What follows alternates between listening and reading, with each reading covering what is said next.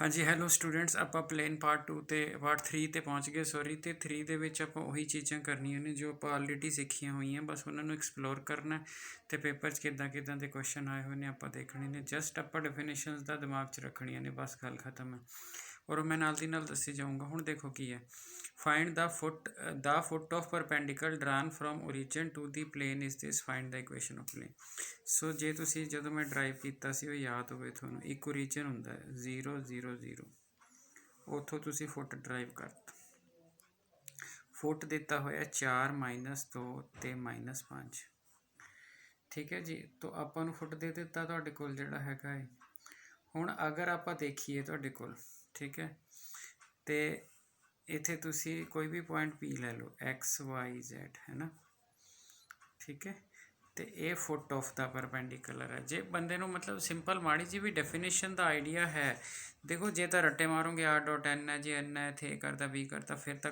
ਕੰਮ ਖਰਾਬ ਹੋ ਜਾਣਾ ਜੇ ਜਿਸ ਤਰ੍ਹਾਂ ਮੈਂ ਤੁਹਾਨੂੰ ਡਰਾਈਵ ਕਰਾਇਆ ਸੀਗਾ ਉਸ ਤਰ੍ਹਾਂ ਕਰੋਗੇ ਤਾਂ ਬੜਾ ਸੌਖਾ ਹੋ ਜਾਊਗਾ ਹੁਣ ਸ਼ਿਓਰਲੀ ਆਹ ਚੀਜ਼ ਪਲੇਨ ਤੇ ਆਹ ਫੁੱਟ ਹੈ ਪਰਪੈਂਡੀਕੂਲਰ ਦਾ ਇਹਦਾ ਮਤਲਬ ਸਿੰਪਲ ਜੀ ਗੱਲ ਹੈ ਕਿ ਜਿਹੜਾ AP ਹੈ ਵੈਕਟਰ ਹੈ ਨਾ ਉਹ AP ਪਰਪੈਂਡੀਕੂਲਰ ਟੂ OP ਹੈਗਾ OA है ना सो OA परपेंडिकुलर है उत्ते जे परपेंडिकुलर है तो दोनों की डॉट की होगी तो 0 तो डायरैक्शन रेशो निकालो वो तो ਜਿਹੜੇ DR है बस आ देखना DR ऑफ AP निकाल लेने ने वो की निकलणगे X -4 comma Y +2 comma Z +5 ठीक है सो ये हो गए जी AP ਦੇ ਤੁਹਾਡੇ ਕੋਲ डायरैक्शन रेशोज है ना AP ਦੇ ਹੋ ਗਏ ਤੁਹਾਡੇ ਪਾਸ ਤੇ OA ਦੇ ਕੀ ਹੋ ਗਏ ਤੁਹਾਡੇ ਪਾਸ ठीक है जी तो वो तो ओरिजिन ही है और सीधा ही ओरिजिन तो डिस्टेंस है तो फिर 4 -2 -5 हो गई हूँ क्योंकि ये परपेंडिकुलर ने आपस तो इन्हों की प्रोडक्ट की होगी 0 तो 0 होगी तो 4 × X -4 ठीक है -2 Y +2 तो जोड़ा है -5 Z +5 सो वाली चीज़ आ गई जी तुहाडे को ठीक है तो जे वाली चीज़ आ गई तुहाडे कोल तो फिर हुण रह की गया तुहाडे कोल बस हुण तो सिर्फ गुणा ही करनी रह गई तुहाडे कोल जे वैक्टर्स अगले ने क्या हो तो बाद वैक्टर लिख लीता 4x हो गया -2 y हो गया -5 z हो गया चौकम चौकी 16 -16 तो 20 तो 25 सो 45 परले पासे चला जाएगा इन्नी गेम है जे बंदा इस तरह ना समझ पावे कोई तो वह दूजी तरह सोचेगा वो सोचेगा कि आ 1 पॉइंट है ये 1 पॉइंट फॉर्म सर ने पढ़ाई सी सो A × X - X1 B × Y - Y1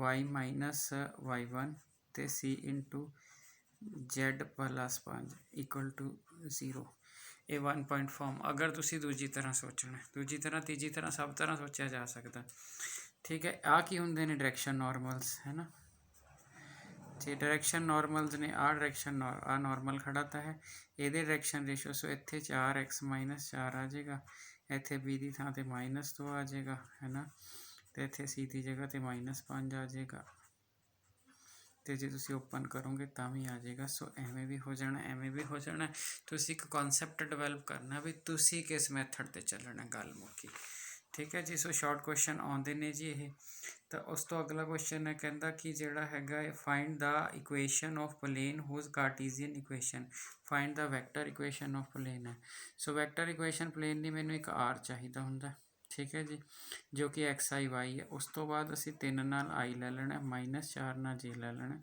तो 2 नाल K ले लेना ठीक है = असी 5 अगर सिंपल मैनू वैक्टर इक्वेशन कही है तो ये वैक्टर इक्वेशन हैगी है बट ये चाहे यूनिट जरूरी नहीं हैगा तुहाडे पास जे तुहानूं बिल्कुल स्टैंडर्ड फॉर्म च किया हुए फिर ये यूनिट बनाना जरूरी होगा सो ये वैक्टर इक्वेशन ऑफ प्लेन ठीक है वैक्टर इक्वेशन ऑफ प्लेन की तुसी डॉट लाओ तो मुड़ो आ जाए ठीक है जी हुण अगला क्वेश्चन है जिहड़ा तुहाडे कोल उहदे ते आपां फोकस करना हैगा तुहाडे कोल और वो क्वेश्चन की कहंदा find the normal vector to the plane also normal vector to the plane also find the unit normal so normal vector भी चाहिए नॉर्मल वैक्टर तो हो जाता है सो मतलब फॉर्म देखो अगर मैं R.NP लिया तो ये नॉर्मल वैक्टर है अगर N लिया तो ये यूनिट नॉर्मल है बस इन्नी का फर्क है यूनिट नॉर्मल तो अगर आप सिंपली आ चीज़ देखिए तुहाडे कोल तां ये वाला मैं लिख लिया तुहाडे कोल ठीक है मैनूं पता है तो जे मैं इनू वैक्टर फॉर्म च लिखना होवे तो मैनू आर डॉट 2 नाल आई इत्थे जे इत्थे के ए वाली इज इक्वल टू 5 इस टाइम ये मेरा नॉर्मल वैक्टर है सिंपल। ठीक है जी। तो जे मैं यूनिट नॉर्मल लाना तो मैनू एन कैप चाहिए होंगे। सो 2 का स्केयर 4 तो 2/3 समझ गए ना। 4 4 1 मतलब मैगनीट्यूड यूनिट बनाना है, यूनिट बनाना है तो मैगनीट्यूड 1 बनाना है। सो 2 के नीचे 3 so this is your unit normal. So एक एक नंबर के क्वेश्चन जमा ही फ्री के नंबर होंगे ने तुहाडे कोल, तो तुसीं सिर्फ फोकस करना इन्हां चीज़ों ते तुहाडे कोल कि ये तुहाडे कोल जिहड़ियां हैगियां ने चीज़ां भी बिल्कुल क्लीयर हो जाण। तो जिहड़ा प्लेन है प्लेन में आही दिक्कत होंदी है भी कई बार आपां नूं चीज़ां क्लीयर नहीं रहिंदियां हैगियां ते आपां नूं डेफिनेशनां ही कन्फ्यूज़ करी जांदियां ने। ठीक है जी। सो मेरा जिहड़ा हैगा ये वाला पार्ट फिनिश हो गया। तो उस तो अगे देखो की हैगा तुहाडे कोल कहंदा find the equation of plane है ना। फिर मैं प्लेन बना लिया, तुसीं ना एक डायग्राम सोचा करो चाहे रफ ही है। Find the equation of plane है ना, या कार्टीजियन फॉर्म पासिंग थ्रू इत्थों पास कर दी है 3 1 तो ठीक है। And normal to line joining points this ठीक है। तो नॉर्मल ये हैगी है तुहाडे पास इस पॉइंट ते इन्हों ज्वाइन करती हुई लाइन तो। सो 3 4 -1 आ लिख लिए, दूजा पॉइंट लिख लिए 2 -1 5 ठीक है जी। सो ये वाली चीज़ जी हैगी ये नॉर्मल है तुहाडे पास। ठीक है। तो अगर मैं गल करा तुहाडे कोल ठीक है फाइंड द इक्वेशन ठीक है। तो जे मैनू पता है कि जी मेरी प्लेन आ होंगी है प्लेन की फॉर्म ठीक है, तो मैनू पता है कि मैं चो पास करदा वां ठीक है। पास वाला पॉइंट आ वो भी लिया जा सकता है पर स्पैसीफिकली आ गया तुसीं आही ले लो। सो वो आप अगे कंसैप्ट डिवेलप करांगे। सो ए चो पास कर रहे हैं ठीक है। मतलब इत्थे एक बंदा सवाल कर सकता है तुहाडे पास है भाई इक्वेशन ऑफ प्लेन कार्टी passing through the point and normal to line joining ये मतलब इस लाइन ज्वाइनिंग के नॉर्मल है। तो इत्थे कोई बंदा ये कह सकता हो सकता सर आ पॉइंट जिहड़ा है ये उरे होवे। हाँ यस हो सकता है जो तुसीं उरे ले लिया पर मैं इनू यदी प्रिविलेज नहीं लूँगा कि उरे लिया इसे करके मैं आ पॉइंट यूज़ किया। सो ख्याल रखना। अगला कहता लाइन एक्सटेंड होकर भी तो आई हो सकती है। सो सियाने बंदे सवाल पूछ लेंगे इस करके मैं इनू प्लेन के उत्ते ले जरूरी नहीं कि होवे तो मैं नहीं लिया। लिया होगा किताबों के विचों कोई ए x-3 b y तो c z-z1 सो ये आ गया। हुण आ जिहड़े हुंदे ने ये direction normal of the plane होंगे। प्लेन ते जिहड़ी लाइन है आ प्लेन ते लाइन नॉर्मल है। सो ये ना ए रख ला जो मैं ये ना बी रख ला फिर मैं दोबारा कह रहा ये उरे भी हो सकता है। सो DR ऑफ AB तो y2 - y देखो 3 - 2 4 + 1 -1 -5 सो ये आ गया 1 ये आ गया 5 ये आ गया -6।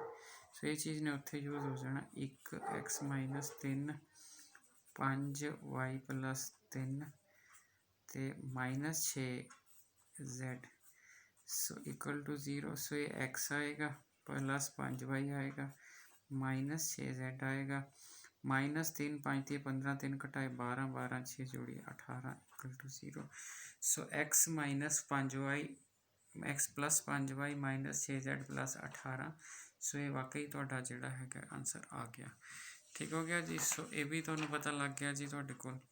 सो बिल्कुल शॉर्ट क्वेश्चन ने पर ये साढ़े क्वेश्चन कई बार मतलब साढ़े 1-2 नंबर कटवा देंगे ने तुहाडे कोल तो आपां वो देखना। Find the vector equation of the plane at distance है ना at distance 5 units. Find the vector equation 5 units from the origin and has I as unit vector unit normal to it. So बिल्कुल सौखा हो गया ना। Unit normal वाली form की होंगी आर होंगे डॉट जिहड़ा यूनिट नॉर्मल होंगे इज इक्वल टू पी होंगे। सो फिर आर है आई थोड़ा यूनिट नॉर्मल है तो इज इक्वल टू पी थोड़ा 5 यूनिट्स है। सो ये 1 मार्क क्वेश्चन है थोड़े पास थोड़ा क्वेश्चन हो गया। ठीक है। Reduce the equation to normal and hence find the length of the perpendicular. ठीक है जी। जे तुसी लेंथ ऑफ परपेंडिकुलर करना है तो तुहानूं यूनिट बनाना ही पएगा तुहाडे कोल। सो क्वेश्चन की हैगी है जी तुहाडे पास आपां ध्यान नाल देखिए। क्वेश्चन कह रहा है तुहाडे कोल कहता रिड्यूस द इक्वेशन दी हुई है तुहाडे पास reduce the equation this to normal, ठीक है, नॉर्मल फॉर्म, ठीक है, and hence find the length of perpendicular from the origin. Length of perpendicular from the origin इस फॉर्म 'ਚ ही यूज़ ਹੁੰਦਾ तो मैं कुछ नहीं करना हैगा ਤੁਹਾਡੇ पास, मैं ये देखना ये यूनिट है कि नहीं, मैं सिर्फ ਇਹਨੂੰ इस फॉर्म 'ਚ कंपेयर करना। ਤਾਂ ਤੁਸੀਂ p ਨੂੰ 5 नहीं कह देना क्योंकि ਜਿਹੜਾ n है n ਇਹ नॉर्मल आया हजे, क्योंकि ਇਹਦਾ यूनिट नहीं ਬਣਿਆ ਹੋਇਆ ਇਹ। मैं ਤਾਂ ਤੁਹਾਨੂੰ ਪਹਿਲਾਂ ਕਿਹਾ ਸੀਗਾ ਬਈ ਜਦੋਂ ਸਪੈਸੀਫਿਕਲੀ ਕਿਹਾ ਜਾਵੇ ਤਾਂ यूनिट 12 12 ਦਾ 144 144 ਤੇ 16 ਤੇ 25 169 13 ਨਾਲ ਡਿਵਾਈਡ ਕਰ ਲਈਏ। ਸੋ ਜਿਹੜਾ ਆ ਹੈ 3/13 ਨਾਲ i 4/13 ਨਾਲ j 12/13 ਨਾਲ k। ਸੋ ਇਹ n ਆ ਗਿਆ ਤੁਹਾਡੇ ਕੋਲ, ठीक है जी। सो ਜਿਹੜਾ ਹੈਗਾ ਤੁਹਾਡੇ पास तो r dot n is equal to जोड़ा है पी आ गया तो को, ठीक है। अब हुण तुसी इस फॉर्म च लिखना, जे इस फॉर्म च लिखना तो तुसी आर डॉट आ वाला इसनों बनाने लिए थोड़ा 13 नाल डिवाइड करनी पैनी है। सो 13 थोड़े दूजी साइड पर भी जाएगा, 4/13 जे 12/13 के तो उधर 5 सीगा 5/13, क्योंकि जे डिवाइड करना तो दो पासे होंदा तो यदा मतलब जोड़ा थोड़ा पी आएगा वो 5/13 आ जाएगा। सो क्वेश्चन थोड़ा जिहा ध्यान नाल देख लो जी, तुहाडे पास भी की हैगा। सो आपां स्पैसीफिकली किसी फॉर्म दे विच रिड्यूस करना सीगा तो वो जिहड़ी हैगी है वो ए वाली फॉर्म हो जाएगी कि यूनिट नॉर्मल आपां ने निकाल लिया हैगा तुहाडे कोल, ठीक हो गया जी। सो ए वाली फॉर्म जिहड़ी हैगी है मेरी बन गई। तो लो जी आगे कह रहा है रिड्यूस द इक्वेशन, ठीक है। सो सारे एक तरह के क्वेश्चन ने, reduce the equation in normal form है ना, तो रिड्यूस करो इक्वेशन नू नॉर्मल फॉर्म दे विच, ठीक है जी। And find the length of perpendicular from the origin, length of perpendicular ये भी पिछे किया है। Also find the direction cosine of normal. So कोई गल नहीं जी, डायरेक्शन कोसाइन एडिशनल आ गए ये, तो जे तुसी इस नू देखो पहला तुहाडे पास x - 2y - 2 इक्वल टू 12 है, तो जे 12 है तो सब तो पहला ये इन्हों के कोफिश पहले यूनिट बना ली तो होंगे तो जाना आपां उहदी नॉर्मल फॉर्म के विच, ठीक है जी। जे परपेंडिकुलर कड्ढण नूं कहा, परपेंडिकुलर हमेशा स्टैंडर्ड फॉर्म करके कड्ढना, अदरवाइज कुछ नहीं कहता। तो डिवाइडेड बाय आपां डिवाइड काहदे नाल करना है, -2 दे स्केयर प्लस -2 दे स्केयर प्लस 1 दा स्केयर। तो ये आपां डिवाइड करना, जदों आपां इहदे नाल डिवाइड करना हैगा है तो सिचुएशन बन गई x नीचे 3 -2 नीचे 3y -2 नीचे 3z इत्थे 4 आ गया। सो ये वाली फॉर्म हो गई जी। तो जे तो वो कह रहा तुहाडे पास बई हुण उन्हें वैक्टर बारे तो कोई गल नहीं की, इक्वेशन इन नॉर्मल फॉर्म आ होगी। तो जे तुसी हुण इहनूं लिखना भी होवे आर डॉट पा के तुसी बड़े वधिया ढंग नाल कह सकते हो। तो जिहड़ा एन वैक्टर है तुसी की लोगे 2/3 आई कैप 2/3 जे कैप -2/3 के कैप। सो इत्थे 1/3 है, ठीक है जी। तो यदा मतलब थोड़ा एन निकल गया, यस। थोड़ा पी निकल गया, यस। जे पी तुसी डिवाइड करना है तो तुसी 3 नाल डिवाइड करना पऊगा क्योंकि दोनों साइडों ते, तो पी थोड़ा 4 निकल गया। So find the normal form होगी। Find the length of perpendicular from the origin हो गया। Also find the direction cosine of the normal. So direction cosine of the normal वही होंगे ने जिहड़े तुहाडे पास जिहड़े तुहाडे सामने नज़र आ रहे हैं। तो डायरेक्शन कोसाइन आही होंगे ने जी, ये कोफिशिएंट नूं कहंदे ने। सो कॉस अल्फा जिहड़ा हुंदा है वो आ हुंदा है, कॉस बीटा आ हुंदा है, कॉस गामा आ हुंदा है। सो जरूरी नहीं कि कॉस लिखना है, बट तुहानूं लिख दिता कि इन फ्यूचर कदे यूज़ करना पै जे तो तुहानूं पता होवे तुहाडे कोल, ठीक है जी। हुण अगे की कह रहा, कहंदा फाइंड द कोआर्डीनेट्स। हाँ जी, अगले क्वेश्चन नूं बहुत ही ध्यान नाल देखना तुहाडे पास। Find the coordinates of foot of perpendicular drawn from origin, है ना।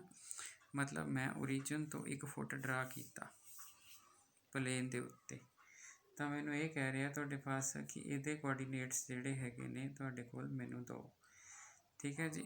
चलो ये कोआर्डीनेट्स आपां फुट ऑफ परपेंडिकुलर दे करने। सो क्वेश्चन की स्टेटमेंट ही सारा कुछ है।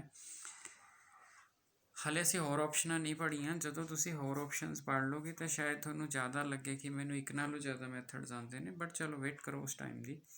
तो जदों आपां इनू करना है पहले नंबर पर तो आपां लिख लिया कि जिहड़ा मेरा आ हैगा है 2x - 3y + 4z = 6, ठीक है। x बटा 3 आ गया, 6 ਨਾਲ डिवाइड कर लो ना, नहीं पर 6 ਨਾਲ डिवाइड सीधा ही तुम यूनिट बनाओ, 6 ਨਾਲ की करना डिवाइड। सो 4 का स्केयर 16, 16 3 25, 4 29, 29 के रूट ਨਾਲ डिवाइड कर दो। परपेंडिकुलर कहने लिए ज़रूरी है।